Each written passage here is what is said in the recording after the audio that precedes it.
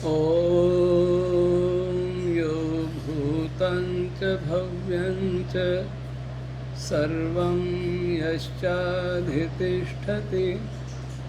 स्वर्यस्य च केवलं तस्मै ज्येष्ठाय ब्रह्मणे नमः। प्रिय श्रोतागण, आज हम श्रीमद् भगवत गीता के तीसरे अध्याय का 40वां श्लोक लेते हैं। इंद्रियाणि मनोबुद्धि अस्याधिष्ठानमुच्यते एतैर्विमोह यत्येष ज्ञानमावृत्य देहिनम्।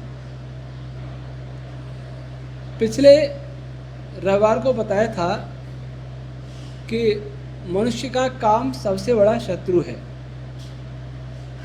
लेकिन वह काम का अधिष्ठान क्या, वो कहाँ रहता है, ये श्लोक में बता रहे हैं। इंद्रियाणि मनोबुद्धि, इंद्री और मन और बुद्धि। इंद्रियाणि पद यहाँ बहुवचन में है। इसका अर्थ है कि काम का अर्थ यहाँ व्यापक है, नहीं तो इंद्रिय माता, जो हम पहले भी बताया कि किसी भी प्रकार की कामना, लिप्सा, वह काम का ही रूप है। तो यौनेच्छा के अतिरिक्त अन्य बहुत सारी इच्छाएं, वे सब काम के ही रूप में हैं। लोभ, जैसे किसी भी प्रकार का लोभ, पद का, धन का, यश का, इसलिए इंद्रियाणी शब्द का प्रयोग है। किसी भी प्रकार से इंद्रियों के विषय, जैसे स्वाद लिप्सा है, या जो नहीं देखना चाहिए वो देखने की इच्छा है, नहीं सुनना चाहिए वो सुनने की इच्छा है, नहीं छूना चाहिए उसे छूने की इच्छा है, ये सब काम के रूप हैं।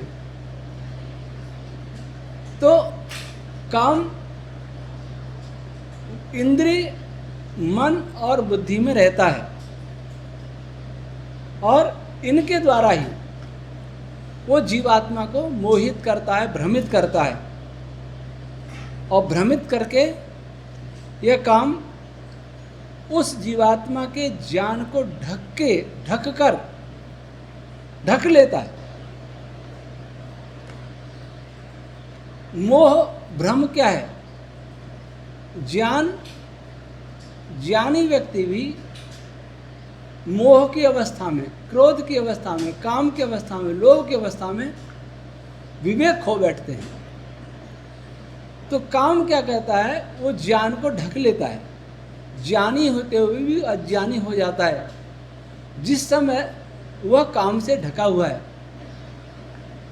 तो बुद्धि को भ्रमित करता है, बुद्धि मन को भ्रमित करती है, मन इंद्रियों को भ्रमित करता है। इस प्रकार जीवात्मा भ्रमित हो जाता है। इनका संबंध बताते हुए कठोपनिषद ने कहा, आत्मनम रथिनम विद्धि मन प्रग्रहमेव तु। आत्मा इस शरीर रूपी रथ का रथी है, मालिक है, और बुद्धि सारथी है, मन लगाम है, और इंद्रियां घोड़े हैं। तो ये रथी को काम इन घोड़ों के द्वारा, घोड़े चंचल हों या घोड़ों को चंचल कर दिया गया हो, और लगाम, घोड़ी की लगाम कमज़ोर हो, और सारथी भी कमज़ोर हो, या मंदबुद्धि हो, या विक्षिप्त हो, तो उस रथी की दुर्दशा होगी। जो रथी चाहेगा वैसा वो रथ नहीं करेगा, क्योंकि उसका सारथी को भी किसी ने दबा लिया है। सारथी के हाथ में घोड़ों की लगाम है। सारथी के हाथ अगर नियंत्रण नहीं कर पाए तो लगाम किसी काम की नहीं, और लगाम भी उस पर भी कमज़ोर हो, और लगाम भी मजबूत हो, तो घोड़े बहुत चंचल हों, उनको कोई नशीली दवा दे दी जाए तो रथी क्या करेगा? तो काम वो नशीली दवा है जो घोड़ों को भी चंचल बना देता है और सारथी को भी चंचल बना देता है। फिर मन, लगाम तो चंचल हो ही जाएगी अपनी, लगाम तो सारथी के हाथ में है। तो इनके द्वारा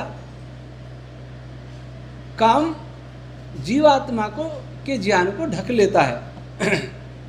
इसलिए क्या करना चाहिए? कृष्ण भगवान कहते हैं तस्मात् त्वम इंद्रियाण्याद्यौ नियम्य भर्तर्षभ पापमानं प्रजहि एनम ज्ञान विज्ञान नाशनम। इसलिए हे अर्जुन, क्या करना? सबसे पहले आदि में क्या करें? सबसे पहले क्या करें? इंद्रियों को नियंत्रित करने का प्रयास करो।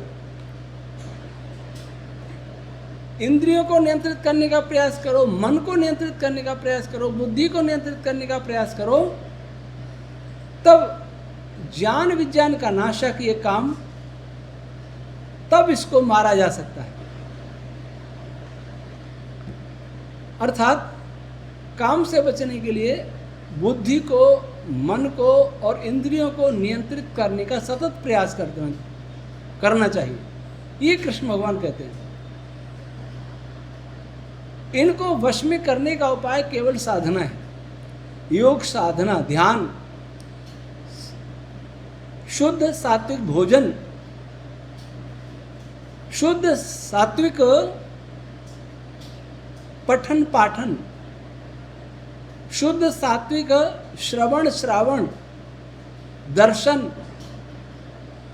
ये सब सात्विक होना चाहिए। भोजन सात्विक करें लेकिन गलत पढ़ें, तब भी ये वश में नहीं होंगे। और पढ़ें अच्छा लेकिन भोजन तामसी करें, तब भी नहीं होगा।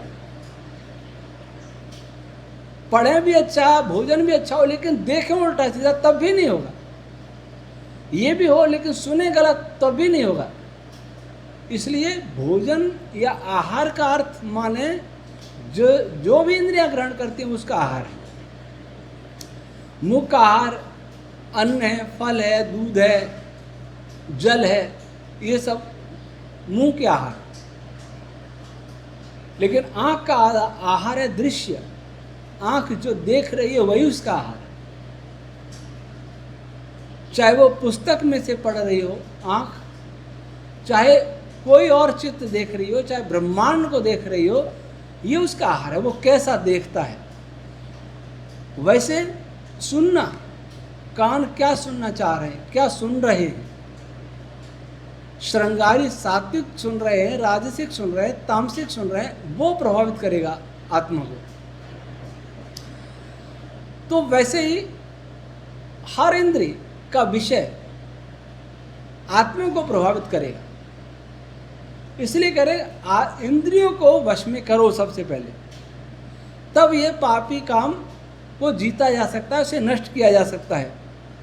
अगर इसे नहीं जीता तो आत्मा के समस्त ज्ञान विज्ञान को वो नष्ट कर देगा। अब इसमें भी एक क्रम बताया कृष्ण भगवान ने। इंद्रियाणि पराणि आहु इंद्रियेभ्यः परम मनः मनसस्तु परा बुद्धिर यो बुद्धे परतस्तु सः। इनमें एक क्रम है। जैसे इंद्रियों को कहा था घोड़ा, तो घोड़े से आगे लगाम है और लगाम से आगे सारथी, ये क्रम है। इंद्रियों से श्रेष्ठ मन है, मन के बिना इंद्रिय काम नहीं कर सकते, और मन से श्रेष्ठ बुद्धि है। इसलिए और बुद्धि से श्रेष्ठ आत्मा है। तो सबसे श्रेष्ठ क्या? आत्मा। इस प्रकार अहम बुद्धे परम बुद्ध्वा, ये अगला श्लोक है। तो इंद्रियों से श्रेष्ठ है मन, मन से श्रेष्ठ है बुद्धि। इसलिए मनुष्य को सबसे पहले बुद्धि को सात्विक करने का प्रयास करना चाहिए, क्योंकि इंद्रियों का नियंत्रण मन के हाथ में, मन का नियंत्रण बुद्धि के हाथ में है। सबसे पहले बुद्धि को शुद्ध करने का प्रयास करें। बुद्धि शुद्ध होगी ज्ञान से। भगवान मनु ने कहा अद्भिर गात्राणि शुद्ध्यंति मन सत्येन शुद्ध्यति विद्या तपोभ्याम भूतात्मा बुद्धिर ज्ञानेन शुद्ध्यति। शुद्ध ज्ञान, सात्विक ज्ञान, निर्भ्रांत ज्ञान जहाँ से मिल सके ग्रहण करने का प्रयास करना चाहिए। अर्थात वेदादि शास्त्रों का पठन पाठन ही बुद्धि को शुद्ध करने का उपाय है। और गायत्री आदि मंत्रों के अर्थ सहित, अर्थ और भावना सहित जप करना भी बुद्धि शुद्ध करने का एक उपाय है। केवल गायत्री जप से बुद्धि शुद्ध नहीं होगी। अगर विधि पूर्वक किया जाए तो अवश्य प्रभाव पड़ेगा, लेकिन जप कैसे किया जाए इसका उपाय भी योग दर्शन में बताया है। वहाँ प्रणव के जप की बात है। तद जपस तदर्थ भावनम, अर्थ की भावना के साथ जप किया जाए। अर्थ की भावना कैसे? जैसे पैर में कांटा चुभता है तो दर्द होता है। कांटा चुभने का अर्थ हमको पता है, लेकिन फिर भी किसी के कांटा चुभता है तो हमारी आंखों में आंसू नहीं आते, हमें दर्द अनुभव नहीं होता, क्योंकि अर्थ तो जाना लेकिन अर्थ की भावना नहीं बनाई। लेकिन वैसा ही कांटा हमारे चुभता है तो अर्थ और भाव एक जैसे हो जाते हैं। अर्थ यह कि दर्द होता है तो वास्तव में दर्द होता है और आंखों में आंसू आते हैं या आह निकलती है। सहन भी कर सकते हैं, लेकिन पीड़ा का अनुभव तभी होता है जब वो हमारे कांटा चुभता है। तो अर्थ की भावना ये है, किसी भी गायत्री मंत्र का जप करें, ओम का जप करें, वैसी भावना हमारी बने। जैसे गायत्री मंत्र में प्रार्थना है कि हमारी बुद्धि और कर्मों को उत्तम मार्ग में प्रेरित करें। तो उस समय हम कैसे कैसे मार्गों में जा रहे होते हैं, हमारा मन कहाँ कहाँ खींच के ले जा रहा होता है। ध्यान करते समय इधर उधर भागता है, ध्यान करते समय, तो उसे खींच खींच के हम लाएं, उसे रोकने का प्रयास करें और उत्तम मार्ग में लाने का प्रयास हम करें। ईश्वर नहीं करेगा। ईश्वर से प्रार्थना करेंगे तो ईश्वर बल अवश्य देगा, लेकिन काम तो हमें ही करना है। तो अर्थ की भावना, जैसा हम प्रार्थना कर रहे हैं वैसा हम पुरुषार्थ भी करें। इसलिए ऋषि दयानंद ने कहा कि पुरुषार्थ पूर्वक प्रार्थना।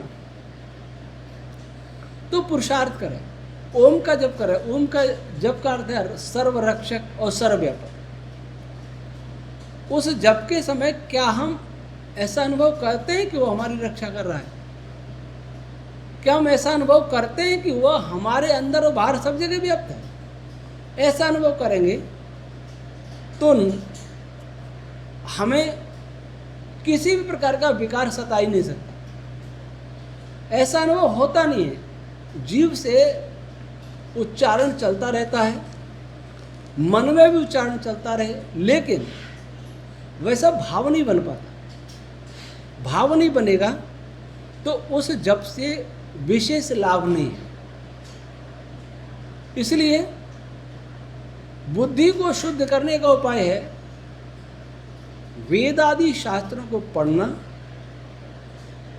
पढ़ करके उसे समझना, बुद्धिपूर्वक पढ़ना, अखबार पढ़ने की तरह नहीं, और पढ़ करके समझ करके फिर वैसा हम भी बनने का प्रयास करें, उसे आचरण में लाने का प्रयास करें। श्री राम की कथा होती है, कथा करने वाला अनेक प्रकार के भाव बनाता है। कभी रो जाएगा, कभी हंस जाएगा, कभी आक्रोश में आ जाएगा। जैसा जैसा भाव है वहाँ शब्दों का, वैसा वैसा वो नाटक कर देता है। ये नाटक श्रोताओं को तो रिझा सकता है, अच्छी दक्षिणा देंगे और कथावाचक को बहुत बड़ा मानेंगे, लेकिन ईश्वर को नहीं रिझाया जा सकता। अपने आत्मा को धोखा नहीं दिया जा सकता। इसलिए वैसा हमारा भाव बने आत्मा से बने वैसा भाव, बुद्धि ऐसा अनुभव करे। तो शास्त्रों को पढ़े तो हम देखें कि शास्त्र के अनुकूल हम कितना चल पा रहे हैं, कहाँ कहाँ ऐसा है कमजोरी जहाँ हम नहीं चल पा रहे हैं। जैसे किसान खेत में पानी देता है, सिंचाई करता है, तो देखता है कहाँ ऊंचा है कहाँ नीचा है, तो ऊंचे से मिट्टी नीचे में लाएगा, उसको समतल करेगा ताकि सब जगह जल पानी सिंचाई हो सके। वैसे हमें भी ये निरंतर प्रयास करना चाहिए, कहाँ कहाँ हमें कमी है।